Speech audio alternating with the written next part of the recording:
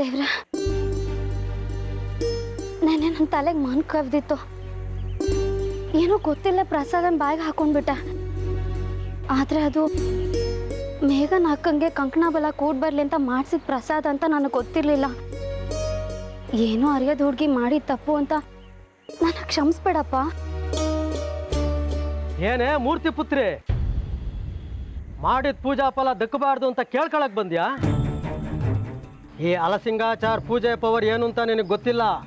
ಗೊತ್ತಾಗತ್ತೆ, ಮುಂದೆ ಅದ್ರ ಫಲನ ಅನುಭವಿಸ್ತೀಯ. ಪದೇ ಪದೇ ಇದೇ ಮಾತನ್ನ ಹೇಳಿ ನನ್ನ ಭಯನ ಇನ್ನಷ್ಟು ಜಾಸ್ತಿ ಮಾಡಬೇಡಿ. ನಿಮ್ಮ ಕೈ ಮುಗಿತೀನಿ, ಬೇರೆ ಏನಾದರೂ ಪೂಜೆ ಮಾಡಿ ಮುಂದೆ ಆಗೋದನ್ನ ತಪ್ಪಿಸಿ. ಉಪ್ಪು ತಿಂದಿದ್ಯಾ? ನೀರು ಕುಡಿದಿದ್ರೆ ಹೇಗೆ? ಗಂಟೆ ಬಾರಿಸ್ತೀನಿ, ಶಬ್ದ ಬರಬಾರ್ದು ಅಂದ್ರೆ ಆಗತ್ತಾ? ಯಾವ ವಿಚಾರದಲ್ಲಿ ಬೇಕಾದರೂ ಉದಾಸೀನ ಮಾಡ್ಬೋದು, ಆದರೆ ದೇವ್ರ ವಿಚಾರದಲ್ಲಿ ಆಗೋದು ಹಾಗೇ ಆಗುತ್ತೆ. ಬರ್ದಿಟ್ಕೋ, ಅಲ್ಸಿಂಗ ಹೇಳಿ ಸುಳ್ಳಾಗಿದ್ದೇ ಇಲ್ಲ. ಸುಳ್ಳಾದರೆ ಜನವಾರ ಕಿತ್ತು ಬೀಸಾಕ್ತೀನಿ.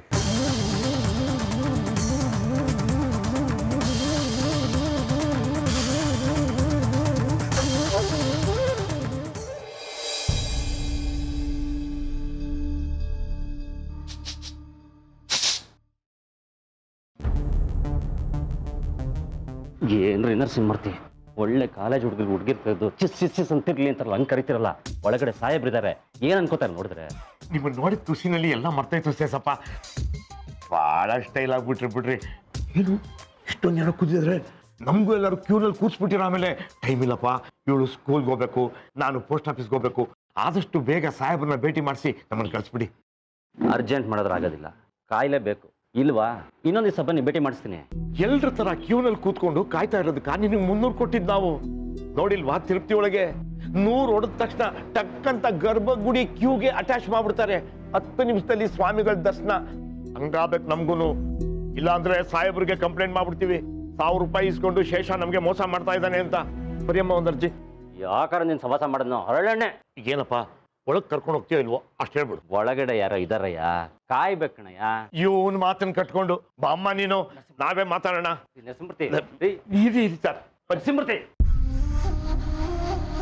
ಯಾರೀ ನೀವು? Narasimhamurthy sir, postman sir, 6 months retired sir. Doctor sir, ಮೇಘನಾ sir, job permanent request sir. Meeting ಸಾಹೇಬ್ರು ಸರ್. ರೇ ಶೇಷ, ಇಬ್ಬಿಬ್ರನ್ನ ಯಾಕೆ ಕಳಿಸ್ತೀರಾ? ಒಳಗ್ ದೊಂಬಿ ಆಗತ್ತೆ. ಕ್ಯಾಂಡಿಡೇಟ್ ಯಾರು? ಈ ಹುಡುಗಿ ಸರ್, ಮೇಘನಾ. ನೀನ್ ಹೋಗಮ್ಮ. Father sir. ಇರ್ರಿ ಶೇಷ, ಕರ್ಕೊಂಡು ಹೋಗ್ರಿ. ನಡಿಯಮ್ಮ. ಬೇಗ ಸಾಹೇಬ್ರು ಕೇಳಿದೆ ಅಂತ ಹೇಳು, ಅದು ನಂದೊಂದು ನಮಸ್ಕಾರ ತಿಳಿಸ್ಬಿಡು.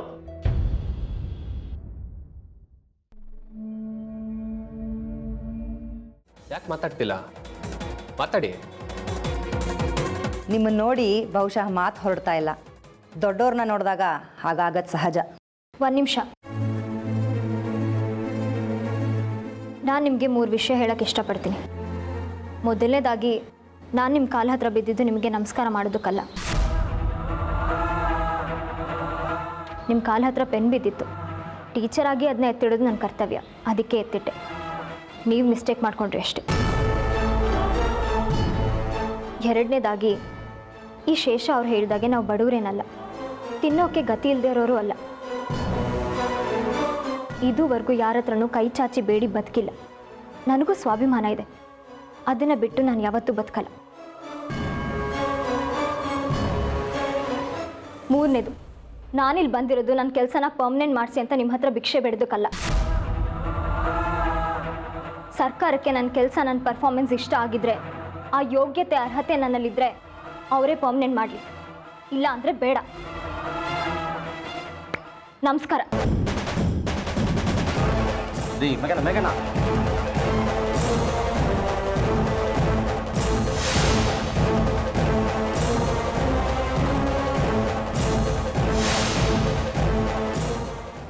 ಏನು ಪ್ರಾಬ್ಲಮ್? ಆ ಹುಡುಗಿ ಹಂಗೆ ಸರ್, ಸ್ವಲ್ಪ ಲೂಸು. ದಯವಿಟ್ಟು ಬೇಜ ಮಾಡ್ಕೊಬಿಡಿ ಸರ್, ನಾನು ಮಾತಾಡ್ತೀನಿ ಸರ್ ಅವ್ರ ಹತ್ರ. ಯಾರೇ ನೆಕ್ಸ್ಟು?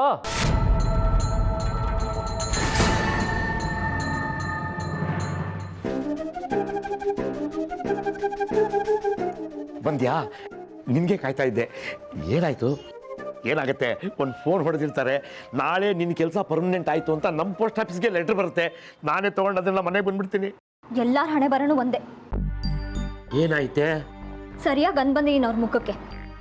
ಸಾಹೇಬ್ರಿಗೆ ಬೈದ್ಯಾ? ಏನು ಮಗಳು ಅಂತ ಎತ್ತಿದ್ರಿ ನರಸಿಂಹಮೂರ್ತಿಗಳೇ? ದೊಡ್ಡ ನಮಸ್ಕಾರ ನಿಮ್ಗೊಂದು.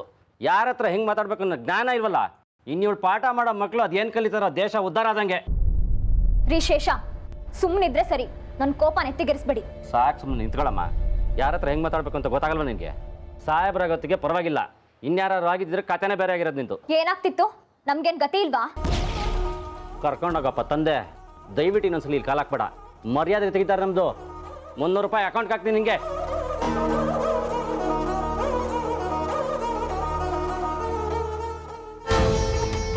ಅಪ್ಪ ನಿಲ್ಸಪ್ಪ, ಯಾಕೆ ಹಿಂಗ್ ಮಾಡ್ಕೊಳ್ತಿದ್ಯಾ? ಇನ್ನೇನ್ ಮಾಡಿ ಸಾಯಲೆ ನಾನು. ನಮ್ಮ ತಲೆ ಸಿಡಿತಾ ಇದೆ.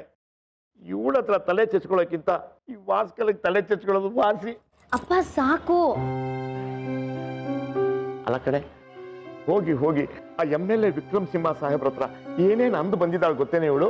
ನಾವ್ ಗತಿ ಇಲ್ದೇ ಇರೋರು ಅವ್ರ ಹತ್ರ ಭಿಕ್ಷೆ ಬೇಡಕ್ ಹೋಗಿರೋರು ಅನ್ಕೊಂಡ್ರೆ ನಾನ್ ಸುಮ್ನೆ ಇರ್ಬೇಕಿತ್ತಾ? ನನ್ ಬಗ್ಗೆ, ನನ್ ಫ್ಯಾಮಿಲಿ ಬಗ್ಗೆ ಏನ್ ಫ್ಯಾಮಿಲಿ? ಮೈಸೂರು ರಾಜವಂಶಸ್ಥರ ಫ್ಯಾಮಿಲಿ ಇವ್ರದು. ನಮ್ಮಪ್ಪ ಟೈಲರು, ನಾನ್ ಪೋಸ್ಟ್ ಮ್ಯಾನು, ಇವಳು ಟೀಚರು. ನಾವ್ ಕೀಳು ಅನ್ನೋ ಕಲ್ಪನೆ ನಿನಗಿರ್ಬಹುದು, ನನಗಲ್ಲ. ಅಲ್ಲ ಕಡೆ ಮಧುರ, ಆ ಶೇಷ MLA ಸಾಹೇಬ್ರ ಹತ್ರ ಏನ್ ಹೇಳಿರ್ಬೋದು? ಸಾರ್, ಇವರು ಬಡವರು, ಕೆಲಸ ಪರ್ಮನೆಂಟ್ ಮಾಡಿ ಅಂತ ಹೇಳಿರ್ತಾನೆ. ಅದು ತಪ್ಪ ಮಧುರ? ನಾವು ಬಡವರೇ ಅಲ್ವಾ? ನಾವು ಇಲ್ಲಿ ಬಂಗ್ಲೆಲಿದ್ದೀವ. ನನ್ನನ್ನ ಮದ್ವೆ ಮಾಡ್ಕೊಳ್ಳೋರ್ ಗತಿ ಇಲ್ವಂತೆ. ನನ್ ಕೆಲ್ಸ ಪರ್ಮನೆಂಟ್ ಆದ್ರೆ ನನಗೆ ಗಂಡು ಸಿಗ್ತಾನಂತೆ. ಕರುಣೆ ತೋರಿಸಿ ಸರ್, ಬಡ ಹುಡುಗಿ ಅಂತ ಅಲ್ಲಿರೋರ್ ಮುಂದೆ ಎಷ್ಟು ಚೀಪಾಗಿ ಮಾತಾಡ್ದ ಗೊತ್ತಾ ಆ ಶೇಷ? ಅವರಿಗೆ ನನ್ನ ಟೀಚರ್ ಕೆಲಸ ಅಂದ್ರೆ ಚಿಂದಿ ಅಯ್ಯೋ ಕೆಲ್ಸದ ಸಮಾನ ಮಾತಾಡ್ತಾನೆ. ಅವ್ರು ನನ್ನ ಕೆಲಸನ ಪರ್ಮನೆಂಟ್ ಮಾಡ್ತಾರೆ. ಪರ್ಮನೆಂಟ್ ಮಾಡಿದ್ರು ಅಂತ ಅವ್ರ ಫೋಟೋನ ನಾನು ಇಡೀ ಜೀವನ ಇಟ್ಕೊಂಡು ತುಪ್ಪದ ದೀಪ ಹಚ್ಬೇಕು. ಇದೇ ತಾನೇ ಅವ್ರ ಧೋರಣೆ. ಗಂಡಸ್ರಲ್ವಾ, ಎಲ್ಲಿ ಹೋಗುತ್ತೆ ಬುದ್ಧಿ? ಲೇ ಅಕ್ಕ, ಗಂಡಸ್ರು ಹೆಂಗಸ್ರು ನಾವು ವಿಷಯಕ್ಕೂ ಇದಕ್ಕೂ ಏನೇ ಸಂಬಂಧ? ಕೆಲ್ಸ ಆಗ್ಬೇಕಾದ್ರೆ ನಮ್ಗಲ್ವಾ? ಅದಕ್ಕೆ ಭಿಕ್ಷೆ ಬೇಡ್ಲ ಅವ್ರ ಮುಂದೆ? ಇಲ್ಲ, ಸಿಂಹಾಸನ ಮೇಲೆ ಕೂರಿಸಿ ಮೆರವಣಿಗೆ ಮಾಡಿಸ್ತೀನಿ ನಿನಗೆ. ನಿನಗೆ ಪರ್ಮನೆಂಟ್ ಆಗದೆ ಹೊರತು ಪ್ರಕಾಶ ನಿನ್ನ ಮದುವೆ ಆಗೋದಿಲ್ಲ. ಪ್ರಕಾಶನ್ನ ಬಿಟ್ರೆ ಬೇರೆ ಹುಡುಗನ್ನ ಹುಡುಕೋ ಚೈತನ್ಯ ನನಗಿಲ್ಲ. ಸಂಭಾವಿತ ಹುಡುಗರಿಲ್ವೇ ಪಟ್ಟಣದಲ್ಲಿ? ಹದಗೆಟ್ಟು ಹೋಗಿದ್ದಾರೆ ಹಗಲೆಲ್ಲ ಹೆಂಡ ಕುಡ್ಕೊಂಡು.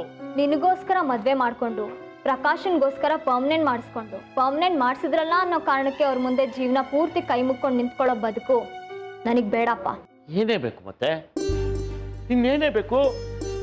ನಿನಗೋಸ್ಕರ ಸ್ವರ್ಗಾನೇ ತಂದು ಕೆಳಗಿಳಿಸ್ಲಾ? ಬೇರೆ ಹೆಣ್ಮಕ್ಳೆಲ್ಲ ಮದುವೆ ಆಗ್ತಾ ಇಲ್ವೇನೆ? ಜೀವನ ಮಾಡ್ತಾ ಇಲ್ವೇನೆ? ನಿಂದೇನೆ? ನೋಡು, ಈ ಬಡ ಪೋಸ್ಟ್ ಮ್ಯಾನ್ ಕೈಲಿ ಇಷ್ಟೇ ನಮ್ಮ ಆಗೋದು. ಏನೇ ಮಾಡ್ಲಿ? ಏನೇ ಬೇಕು ನಿನ್ಗೆ? ಏನೂ ಬೇಡ.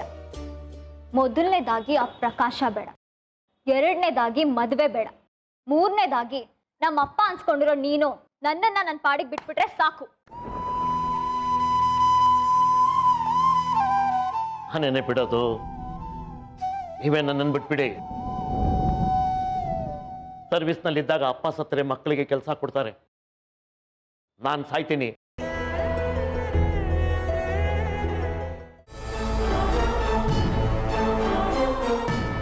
ಸರ್, ಈಕೆ ನಮ್ಮ ಸ್ಕೂಲ್ ಸ್ಟಾಫ್.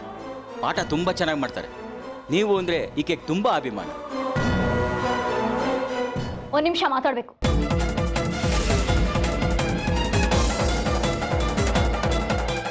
ಇದನ್ನ ಇಲ್ಲಿಗೆ ಬಿಡ್ತೀನಿ ಅಂತ ಅನ್ಕೋಬೇಡಿ. ನೋಡ್ತಾ ಇರಿ, ಒಂದು ಹೆಣ್ಣು ಅನ್ಯಾಯದ ವಿರುದ್ಧ ತಿರುಗಿ ನಿಂತ್ರೆ ಏನು ಮಾಡ್ತಾಳೆ ಅನ್ನೋದನ್ನ ತೋರಿಸ್ತೀನಿ.